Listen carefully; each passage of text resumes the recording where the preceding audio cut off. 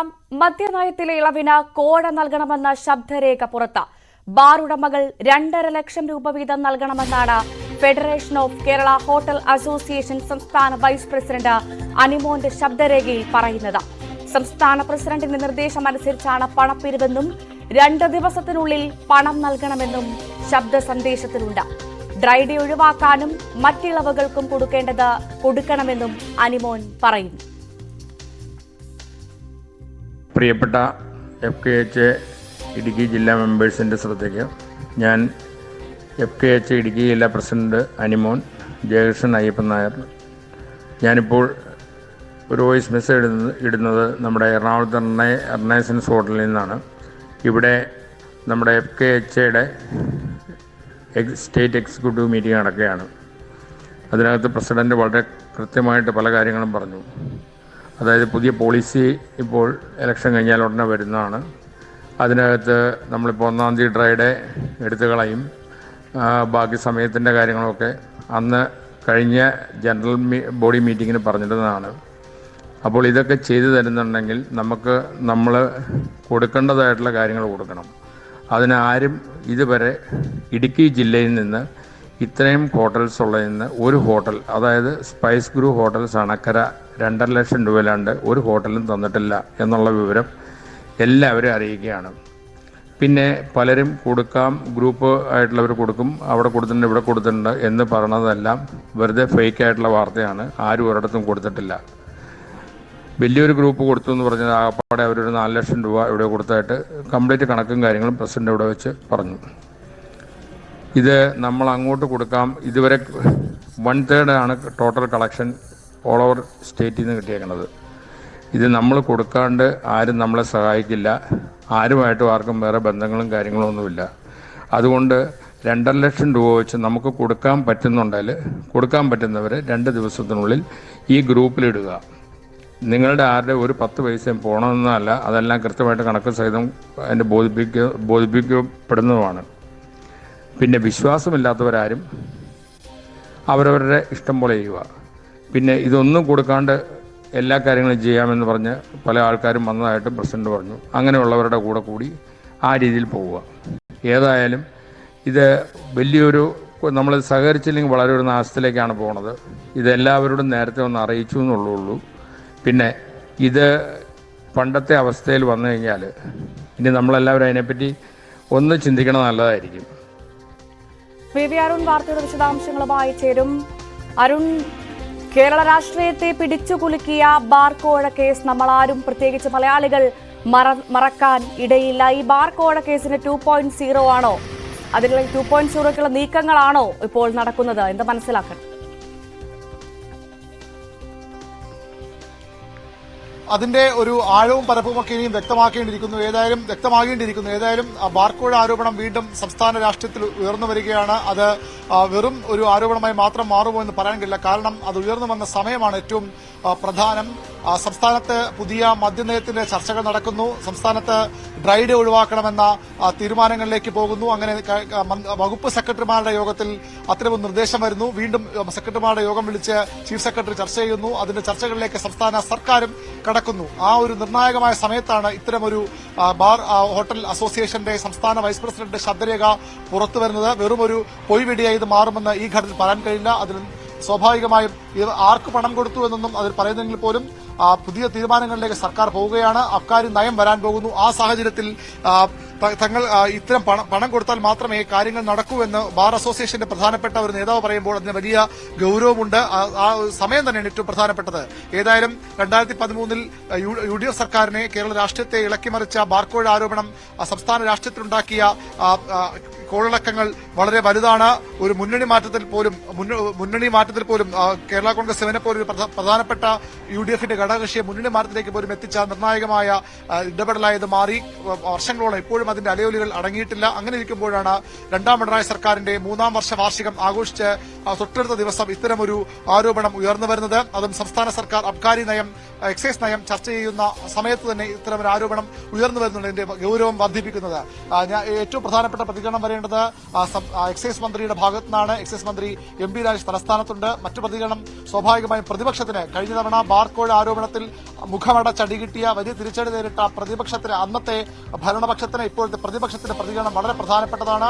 അതിൽ തന്നെ KPCC അധ്യക്ഷന്റെ പ്രതികരണവും വളരെ നിർണായകമാണ്. അദ്ദേഹം ഇപ്പോൾ തിരുവനന്തപുരത്ത് ഉണ്ട്. തിരുവനന്തപുരത്തെ ഹോട്ടൽ പ്രശാന്ത് എന്ന ബാർ ഹോട്ടലിൽ KPCC അധ്യക്ഷൻ ഇവിടെ തലസ്ഥാനത്തുണ്ട്. അദ്ദേഹം ഇവിടെയാണ് ഇന്നലെ താമസിച്ചത്. അദ്ദേഹത്തിന്റെ പ്രതികരണം ഏറ്റവും പ്രധാനപ്പെട്ടതാണ്. അദ്ദേഹം ഇവിടെ നിന്ന് KSUവിന്റെ സംസ്ഥാന പഠന ക്യാമ്പിൽ പങ്കെടുക്കാൻ നെയ്യാർ ഡാമിലേക്ക് പോകുമെന്നാണ് അറിയിപ്പുള്ളത്. KSUദാന്റെ പ്രതികരണം വളരെ നിർണായകമാണ്. അദ്ദേഹം തിരുവനന്തപുരത്ത് ഈ ഹോട്ടലിലുണ്ട്. അവിടെ നിന്ന് അദ്ദേഹത്തിന്റെ പ്രതികരണം തന്നെ വൈകാതെ ലഭിക്കുമെന്ന് പ്രതീക്ഷിക്കാം. സർക്കാരിന്റെ പ്രതികരണവും വളരെ നിർണായകമാണ്. ഇത്തരമൊരു ആരോപണം ബാർ ഉടമകൾ വെറുതെ ഒരു ശബ്ദരേഖ അല്ലെങ്കിൽ ഇല്ലാത്ത കഥ ആർക്ക് നൽകിയെന്ന് പറയുന്നില്ല എന്ന ചെറിയ ന്യായീകരണങ്ങൾ കൊണ്ട് സർക്കാരിന് മറികടക്കാനാകുമോ എന്ന കാര്യം കണ്ടറിയണം. ഏതായാലും സംസ്ഥാന രാഷ്ട്രീയം വീണ്ടും ഒരു ബാർ കോഴ കാലത്തിലേക്ക് പോവുകയാണ്. സംസ്ഥാനത്തെ പ്രധാന പുതിയ മദ്യനയത്തിന് മറവിൽ സർക്കാർ പണം പിരിക്കുന്നുവെന്ന ആക്ഷേപങ്ങൾ നടക്കുന്നുണ്ട്. ഈ ആക്ഷേപത്തിന് ശക്തി പകരുന്നതല്ലേ പുതിയ പ്രതികരണങ്ങൾ വന്നതിപ്പോൾ?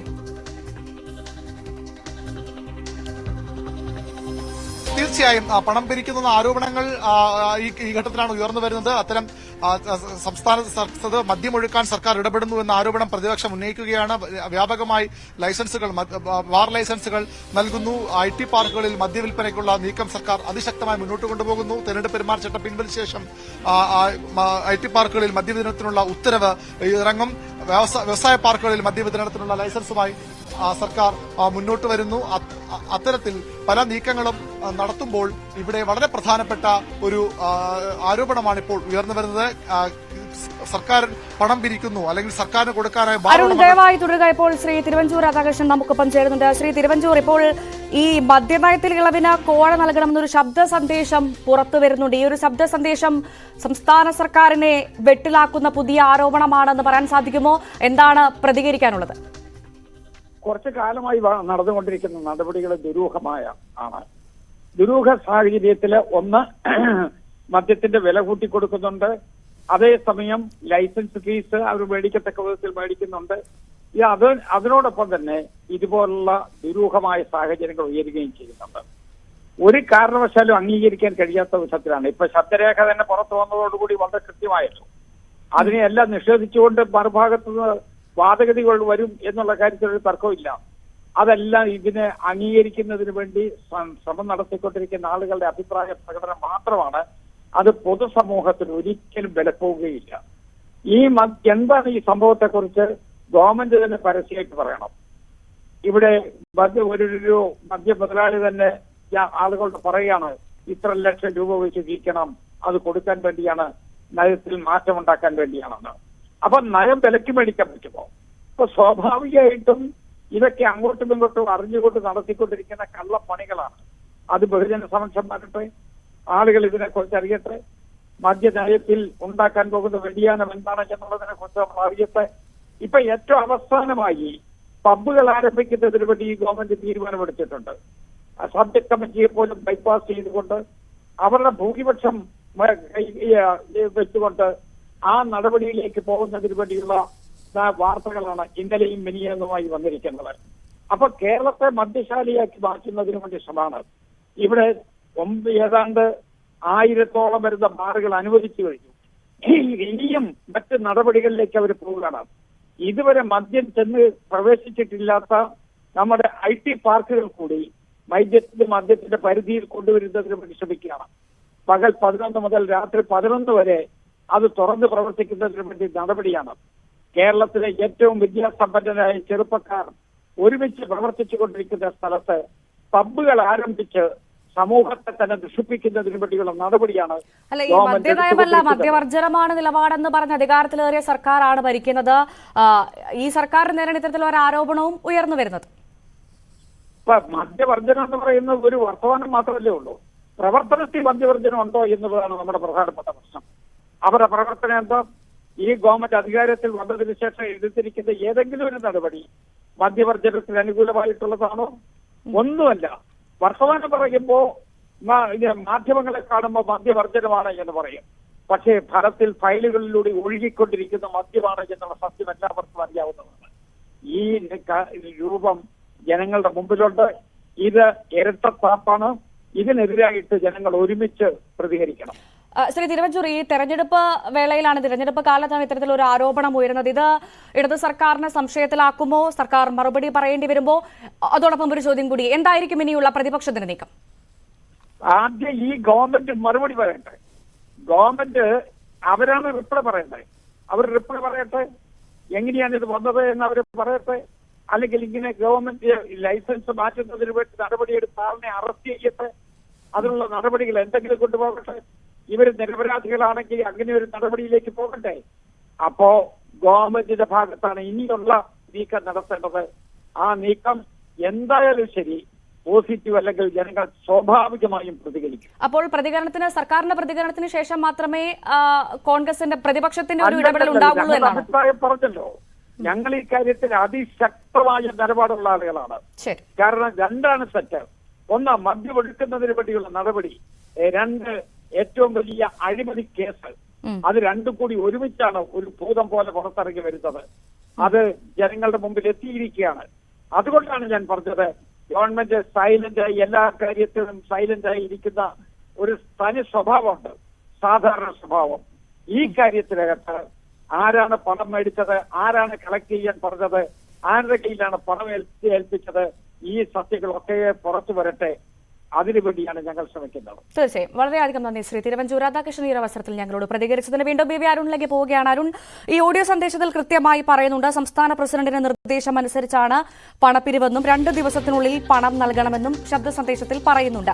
അപ്പോൾ ആർക്കാണ് പണം നൽകിയത്, ആരാണ് പണം ആവശ്യപ്പെട്ടത്, ആരുടെ കയ്യിലാണ് പണം ഏൽപ്പിക്കേണ്ടത് എന്നുള്ള ഒരുപാട് ചോദ്യങ്ങളുണ്ട്. ഈ ചോദ്യങ്ങൾക്ക് കൃത്യമായി ബാർ ഉടമകൾ വ്യക്തത വരുത്തുമോ? അത് പ്രതീക്ഷിക്കണമോ നമ്മൾ? തീർച്ചയായും വ്യക്തത വരുത്തേണ്ട അവർ തന്നെയാണ്. സർക്കാരിന് ആദ്യം ഈ ഘട്ടത്തിൽ പറഞ്ഞൊഴിയാൻ പറ്റുന്ന ഒരു പിടിവള്ളി തന്നെയാണ് ബാർ ഉടമകളുടെ ശബ്ദ സന്ദേശത്തിൽ ആർക്കാണ് പണം നൽകേണ്ടത്, ആരാണ് പണം ആവശ്യപ്പെട്ടതെന്ന ചോദ്യം. പക്ഷേ ആർക്കാണ് പണം നൽകേണ്ടതെന്ന് വ്യക്തമാണ്. ഒന്നുകിൽ ഉദ്യോഗസ്ഥർക്ക് നൽകണം, അല്ലെങ്കിൽ രാഷ്ട്രീയ നേതൃത്വം നൽകണം. സംസ്ഥാനത്ത് ബാറുകളുടെ മദ്യനയത്തിൽ മാറ്റം വരുത്താൻ ഡ്രൈ ഡേ എന്ന വർഷങ്ങളായി സംസ്ഥാനത്ത് തുടരുന്ന ഒരു രീതി മാറ്റണം. ആ ഒരു നയം മാറ്റണമെങ്കിൽ അത് തീരുമാനിക്കേണ്ടത് സർക്കാരാണ്. സർക്കാരിന് നേതൃത്വം നൽകുന്ന മുന്നണിയാണ്, സ്വാഭാവിക ഇടതു മുന്നണിയാണ് അത്തരത്തിൽ ഈ പണം അല്ലെങ്കിൽ മദ്യത്തിൽ മാറ്റം വരുത്തേണ്ടവർ സർക്കാരിലൂടെ നടപ്പാക്കണം. അങ്ങനെ പണം നൽകണമെന്ന് പറയുമ്പോൾ സ്വാഭാവികമായും എക്സൈസ് വകുപ്പിൽ ഉദ്യോഗസ്ഥർക്കോ അല്ലെങ്കിൽ രാഷ്ട്രീയ നേതൃത്വം നൽകണം. അത് ആണ് നൽകേണ്ടത്. പക്ഷേ അവിടെ അപ്പോഴും ആർക്ക് നൽകണമെന്ന് ശബ്ദരേഖ പറയാത്തിടത്തോളം സർക്കാരിന് അത് പ്രതിരോധിക്കാൻ കഴിയും. ഇതുവരെ പണം നൽകിയിട്ടില്ല എന്നാണ് മറ്റു പ്രധാനപ്പെട്ട കാര്യം. നമുക്കറിയാം, ബാർക്കോഴ ആരോപണത്തിലടക്കം അന്നത്തെ ഭരണപക്ഷം പ്രധാന വാദമുഖങ്ങളായി നിർത്തിയത്, തങ്ങളുടെ പ്രതിരോധമായി തീർത്തത് പണം നൽകാൻ അവർ തയ്യാറായി, പക്ഷെ ആരും വാങ്ങിയിട്ടില്ല. പണം വാങ്ങിയതിന് തെളിവില്ല എന്ന കാര്യമാണ് പ്രധാനമായും അന്നത്തെ ഭരണപക്ഷം അവരുടെ പ്രതിരോധ ആയുധമായി ഉപയോഗിച്ചത്. അതുകൊണ്ട് തന്നെ ഇപ്പോഴും അത്തരമൊരു അവസരം സർക്കാരിനുണ്ട്. പക്ഷേ ഇതിലെന്തൊക്കെയോ ക്രമക്കേടുകൾ നടക്കുന്നു, അല്ലെങ്കിൽ ക്രമക്കേടുകൾ നടത്താൻ ആരൊക്കെയോ ശ്രമിക്കുന്നു എന്നത് പകൽ പോലെ വ്യക്തമാണ്. ബാർ ഉടമകൾ ഇത്തരമൊരു ഇന്നലെ അവരുടെ എക്സിക്യൂട്ടീവ് കമ്മിറ്റി യോഗമാണ് കൊച്ചിയിൽ ചേർന്നത്. ആ യോഗത്തിന് ശേഷമാണ് ഇത്തരമൊരു ശബ്ദ സന്ദേശം സംസ്ഥാന വൈസ് പ്രസിഡന്റും ഇടുക്കി ജില്ലയുടെ പ്രസിഡന്റ് കൂടിയായ ആൾ ഇടുക്കി അബ്കാരി മുതലാളിമാരുടെ, ഇടുക്കി ബാർ മുതലാളിമാരുടെ ഗ്രൂപ്പിലിടുന്നത്. അപ്പോൾ കൃത്യമായ ഒരു യോഗ തീരുമാന പ്രകാരമാണ് ഇതിന് സംസ്ഥാന പ്രസിഡന്റ് അടക്കമുള്ള പ്രതികരിക്കേണ്ടതുണ്ട്. എങ്കിലും അവിടെ എന്തൊക്കെയോ നടക്കുന്നുണ്ട് എന്ന കാര്യം തന്നെയാണ്. അവിടെ എന്തൊക്കെയോ നടക്കുന്നുണ്ട് എന്ന കാര്യത്തിൽ തർക്കമില്ല. അരുൺ, ഈ നമ്മൾ പറഞ്ഞതുപോലെ തന്നെ മദ്യനയത്തിൽ സജീവമായി ചർച്ചകൾ നടക്കുന്നതിനിടെയാണ് ഇത്തരത്തിലൊരു ഓഡിയോ സന്ദേശം വരുന്നത്. ഒരു പക്ഷേ ഇനി വരുന്ന മണിക്കൂറിൽ വലിയ ചർച്ചകളാകാവുന്ന വാർത്തകളാണ് പുറത്തു വരുന്നത്. അപ്പോൾ ഇപ്പോൾ കൃത്യമായി അരുൺ തന്നെ സൂചിപ്പിച്ചു, ഇടുക്കിയിലുള്ള നേതാവാണ് ഇത് പറഞ്ഞത്, ഇടുക്കിയിലാണ് ഈ ഒരു ചർച്ച നടന്നതെന്ന്. അപ്പോൾ ഇത്തരത്തിലുള്ള ചർച്ചകൾ അല്ലെങ്കിൽ ഇത്തരത്തിലുള്ള ശബ്ദ സന്ദേശങ്ങൾ സംസ്ഥാനത്തിന്റെ മറ്റിടത്ത് നടക്കുന്നുണ്ടോ, അത്തരം നിർദ്ദേശങ്ങൾ മറ്റിടത്തേക്കും കൂടി പോകുന്നുണ്ടോ, അത് സംബന്ധിച്ച എന്തെങ്കിലും വിവരങ്ങൾ ലഭ്യമാണോ? അത്തരം കാര്യങ്ങളൊക്കെ ഇനിയും വ്യക്തത വരേണ്ടിയിരിക്കുന്നു. ഇപ്പോൾ നമുക്ക് മുന്നിലുള്ളത് ഈ ശബ്ദരേഖ മാത്രമാണ്. ബാർ അസോസിയേഷൻ നേതാവിന്റെ, ഇടുക്കി ജില്ലാ പ്രസിഡന്റ് കൂടിയായ സംസ്ഥാന വൈസ് പ്രസിഡന്റിന്റെ ഈ ശബ്ദ സന്ദേശം മാത്രമാണ് നമുക്ക് മുന്നിലുള്ള ഇതുമായി ബന്ധപ്പെട്ട് ഏതെങ്കിലും തരത്തിൽ സംശയമെങ്കിലും ഉന്നയിക്കാൻ കഴിയുന്ന ഒരു തെളിവ്, ഒരു രേഖ. അതിന്റെ അടിസ്ഥാനത്തിൽ കൂടുതൽ കാര്യങ്ങൾ പറയേണ്ടത് ഈ ബാർ ഉടമകൾ തന്നെയാണ്, അല്ലെങ്കിൽ സർക്കാരിന്റെ ഭാഗത്തും അതിൽ വിശദീകരണം വരേണ്ടതുണ്ട്. ഈ ആരോപണം തള്ളിക്കളയാണ്. സ്വാഭാവികമായും ഒരു അന്വേഷണത്തിന് കൂടി സർക്കാർ തയ്യാറാകണമെന്ന ആവശ്യം പ്രതിപക്ഷം ഉയർത്തും. ഇപ്പോൾ തന്നെ തിരുവഞ്ചൂർ രാധാകൃഷ്ണൻ അടക്കമുള്ളവർ ആവശ്യം ഉന്നയിച്ചു കഴിഞ്ഞു. ഏതായാലും നിയമസഭാ സമ്മേളനം അടുത്തിരിക്കെ ഇന്ന് സംസ്ഥാന മന്ത്രിസഭാ യോഗം ചേരുകയാണ്. നിയമസഭാ സമ്മേളനത്തിനുള്ള ഷെഡ്യൂൾ തീരുമാനിക്കാൻ, തീയതി തീരുമാനിക്കാൻ മന്ത്രിസഭാ യോഗം ചേരുകയാണ്. സ്വാഭാവികമായും നിയമസഭയിലടക്കം ഈ വിഷയങ്ങൾ ഉയർന്നു വരുമെന്ന് ഉറപ്പാണ്. ദിവസങ്ങൾക്കപ്പുറമുള്ള നിയമസഭാ സമ്മേളനത്തിലെ ചൂടുപിടിപ്പിക്കുന്ന വിഷയമായി ഇത് മാറുമെന്ന് ഉറപ്പാണ്. എങ്ങനെ പ്രതിപക്ഷം ഇത് ഏറ്റെടുക്കും? പ്രതിപക്ഷം ഈ ആരോപണം അതിശക്തമായി തന്നെ ഏറ്റെടുക്കേണ്ടി വന്നാൽ അത് സ്വാഭാവികമായി സംസ്ഥാന രാഷ്ട്രീയത്തിൽ വലിയ ഒരു ചർച്ചാ വിഷയമായി, രാഷ്ട്രീയ വിഷയമായി മാറും.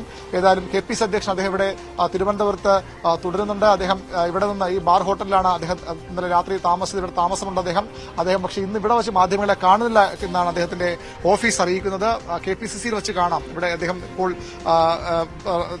പുറത്തുവയ്ക്ക് പോകാനായി റെഡി ആയിട്ടില്ല. പുറത്തേക്ക് വരുമ്പോൾ ഇവിടെ നിന്ന് കാണുകയുമില്ല. പകരം KPCC ഓഫീസിൽ വെച്ച് കാണാമെന്ന് അദ്ദേഹത്തിന്റെ അടുത്തൊരു അനുയായി അല്പസമയം നമ്മോട് പറഞ്ഞിരുന്നു.